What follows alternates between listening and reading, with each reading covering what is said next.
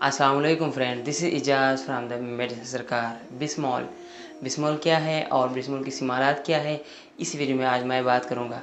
बिस्मॉल basically एक brand name है bismuth सब सैलिसाइलेट का। अब बिस्मथ सब सैलिसाइलेट क्या है, इसी के बारे में आज हम बात करने वाले हैं। बिस्मॉल मेक्टर कंपनी बनाती है और जिसकी कीमत है यहाँ पर, अगर मैं कीमत की बात करूँ तो ये पाकिस्तानी मार्केट में 68 रुपीज़ का मिल जाता है।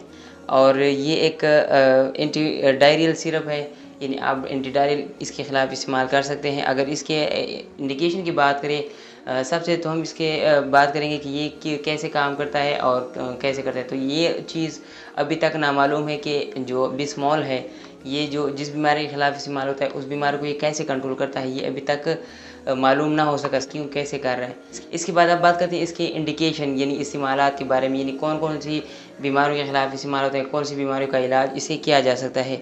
सबसे पहले अगर इसके इंडिकेशन की बात करें तो ये एंटी डायरियल सिरप है, यानी डायरिया में इसको इस्तेमाल कर सकते हैं। अगर किसी को पेचस है, हैज़ा है, तो उस मरीज़ को हम दे सकते हैं। जिस मरीज़ को उल्टी होती है, जिस मरीज़ को दस्त है, पेचस है, तो उस कंडीशन में बिस्मॉल सिरप देते हैं। इसके अलावा इनडाइजेशन यानी बदहज़मी होती है, यानी आपको मैदे के मसाइल है, मैदे की जलन है, मैदे में बदहज़मी है, मैदे का दर्द है, तो उस कंडीशन में भी बिस्मॉल को इस्तेमाल कर सकते हैं। इसके अलावा अपसेट, स्टमक अपसेट यानी वही मैदे वाला मसला है, मैदे के जितने भी मसाइल है उसमें बिस्मॉल को इस्तेमाल किया जा सकता है। और उल्टी के लिए भी इसको इस्तेमाल कर सकते हैं। तो इन कंडीशन में बिस्मॉल को इस्तेमाल कर सकते हैं। पेट दर्द, मैदे के दर्द, दिल की जलन, उल्टी, दस्त, पेचस, इन तमाम कंडीशन में बिस्मॉल को इस्तेमाल कर सकते हैं।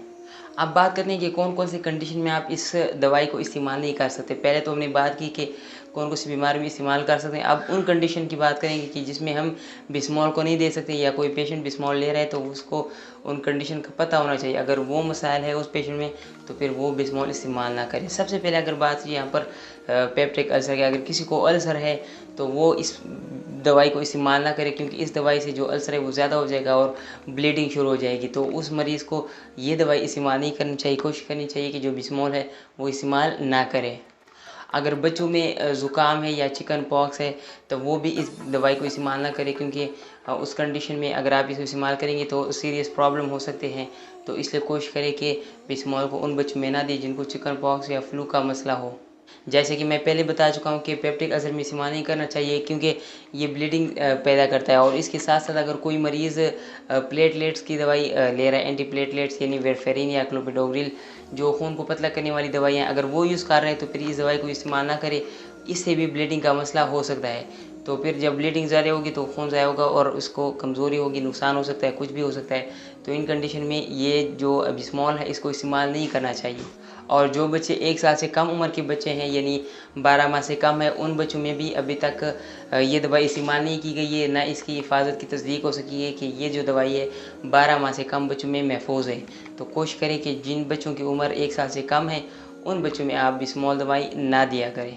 इसके अलावा आप एस्पिरिन टैबलेट या एनसेड्स यानी ब्रोफन और बाकी जितनी भी एनसेड्स की मेडिसिन है, उनमें आप इसके साथ इस्तेमाल ना करें। इसकी वजह से साइड इफ़ेक्ट्स आ सकते हैं, मरीज़ को नुकसान हो सकता है। तो ये वो कंडीशन है जिसमें आपको ये बिस्मॉल दवाई इस्तेमाल नहीं करनी चाहिए।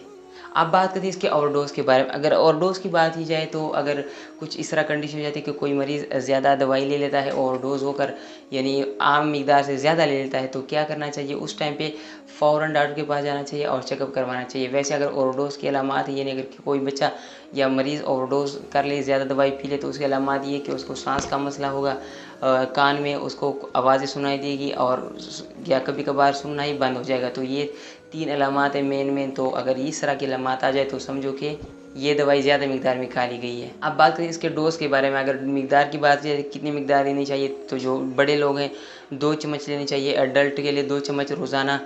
इसके लिए बाद अगर जो बच्चे 10 साल से कम है या 12 साल से कम उम्र के बच्चे हैं, या 10 या 9 साल के दरमियान के जो बच्चे हैं, उन बच्चों को चाहिए कि वो 1 चम्मच रोज़ लिया करें।